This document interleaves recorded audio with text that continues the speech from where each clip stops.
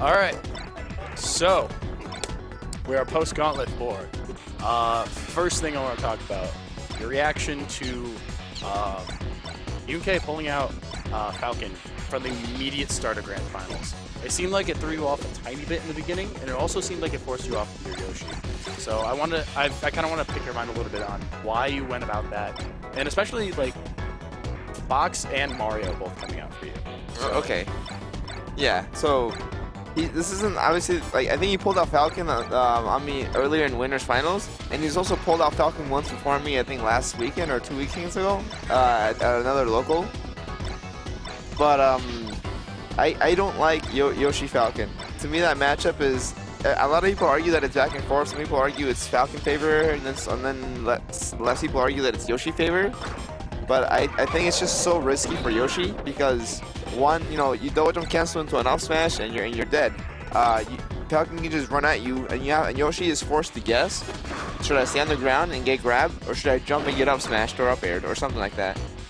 Whereas Falcon can just run away from Yoshi, and if Yoshi ever wants to take the fight to Falcon, I just don't like that.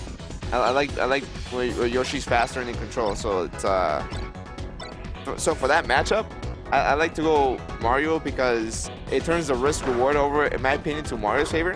Like Falcon arguably wins the neutral, still wins the neutral in there, but not to the point where Mario's super high rewarding like grabs aren't worth it against Falcon. Mario grabs Falcon, he's off the stage, and that could be the stock. Every grab is a stock potentially. Well, at like 30%. Yeah, and then I didn't expect him to beat my Mario with Falcon, but then after I took it in was it the fourth game? Yeah, I had a choice to make. He had the counter pick, so I had to either go Yoshi and get counter picked with Falcon, or go Mario and get counter picked with Puff.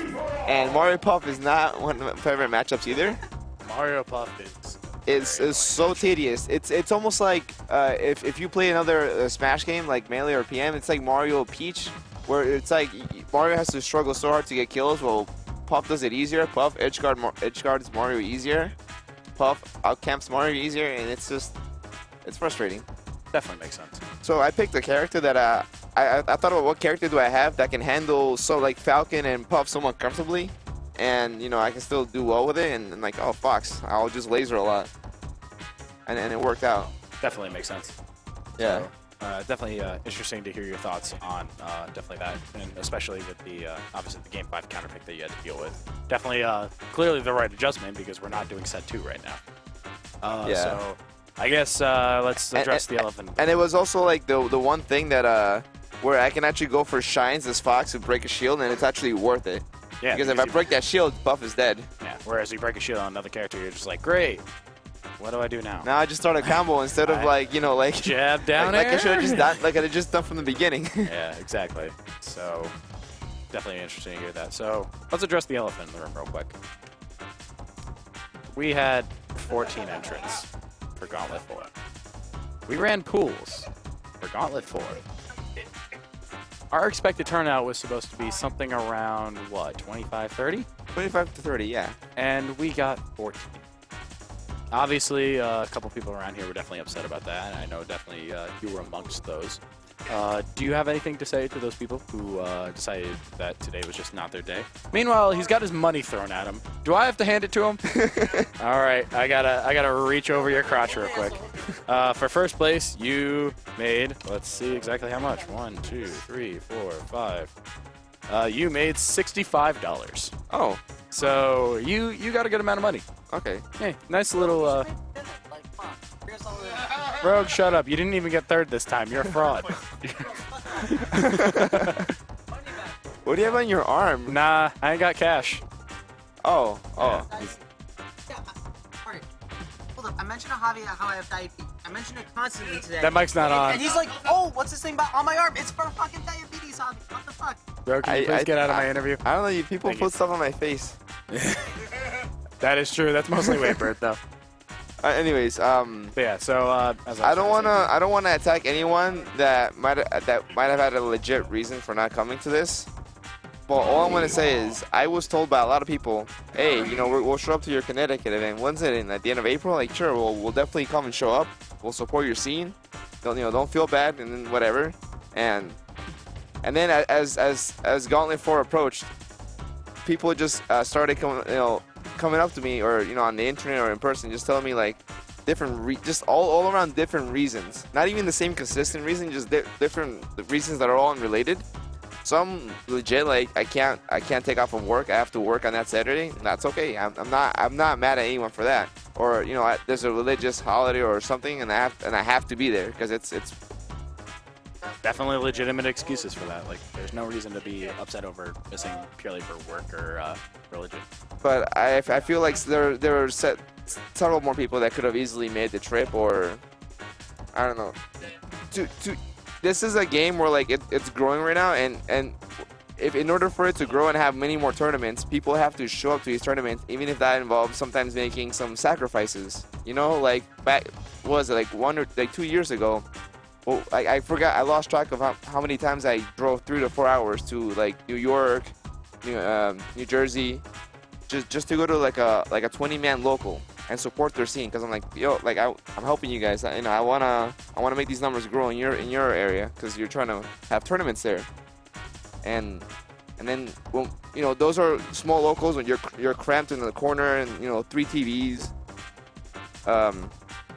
And here we have a full dedicated stream of the highest quality. Very high quality. Thank you, Duel, by the way, to my left. Duel, the stream manager. Give him a round of applause, ladies and gentlemen. The stream, incredible. Duel we had one small little hiccup at the end of, I believe, YOLO, or in between YOLO, but immediately fixed. It was not you. It was not at all you, Duel. All right, mute interview. No, you leave. But Anyway. we have a really nice venue for that could easily handle up to like 60, like 70 players.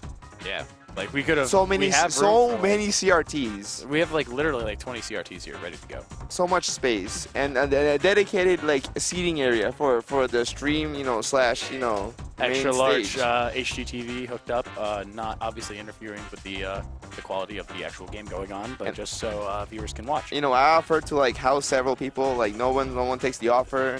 No one gives me like, oh, it's too far, I can't make it, or I don't want to drive at night. Just no, there was no reason for like I have plenty of space where people can sleep. Yeah. Well, we'll definitely do a little bit more to take care of that next time. Make sure we find a little bit more overall support for the community. Make sure we get it out there early and quickly. Make sure people can take off work. Make sure there's no holidays around it or anything. The next one's going to be in the summer anyway, so school is not really going to be as much of an issue. Yeah. So the last thing I want to go over real quick.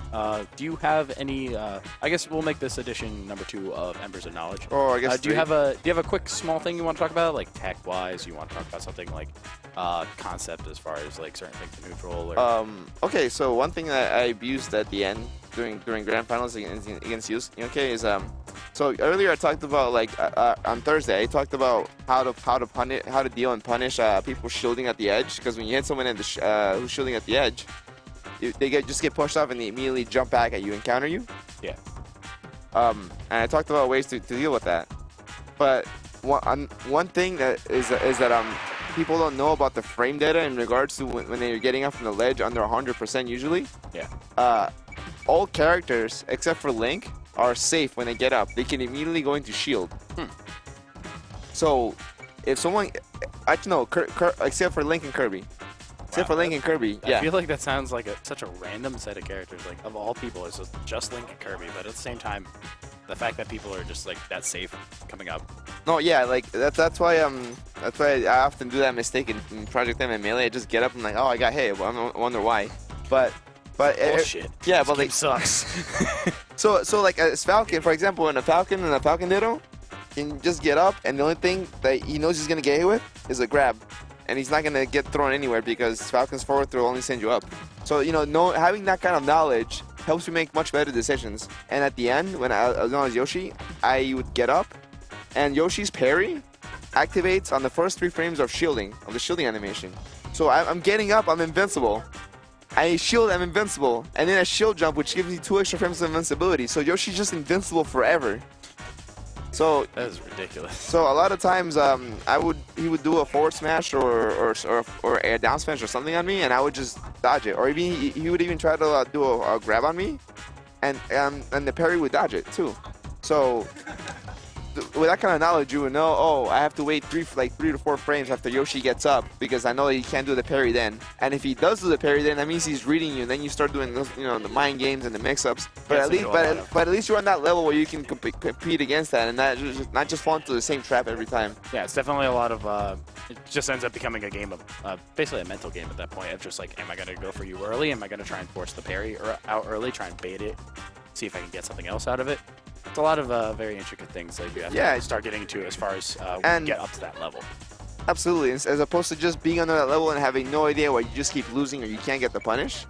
And anyone can find out this data for themselves. You don't have to hear it from me. Just go to onlineSSB.com, go to head frame display, and you can see the frame data and animations for the hitboxes of every character.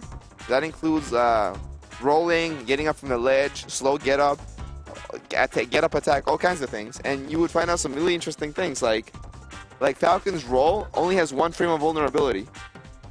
1 frame, and before it can shield or act. Kirby's roll, under 100% is safe. So roll, get up from the ledge to up tilt is a legit tactic. That is stupid. And Link's get up. None of Link's options are safe. He's always vulnerable when he gets up from the ledge. Of course, he is. He's a terrible character. All right, so I'm being told that we have a couple more matches we have to finish up. We have a money match we have to do. We have to finish up our random low-tier tournament. So, Ali, I want to thank you for giving me the chance to interview you. And congratulations on winning Gauntlet 4. Oh, yeah, thanks. I think it's the first Connecticut tournament I've won. I think it actually is. Not counting the weeklies. Not counting the weeklies, yeah. Anyways, ladies and gentlemen, we are going to cut to a quick money match between Bread and Zuko. Ooh. They're all set, ready to go.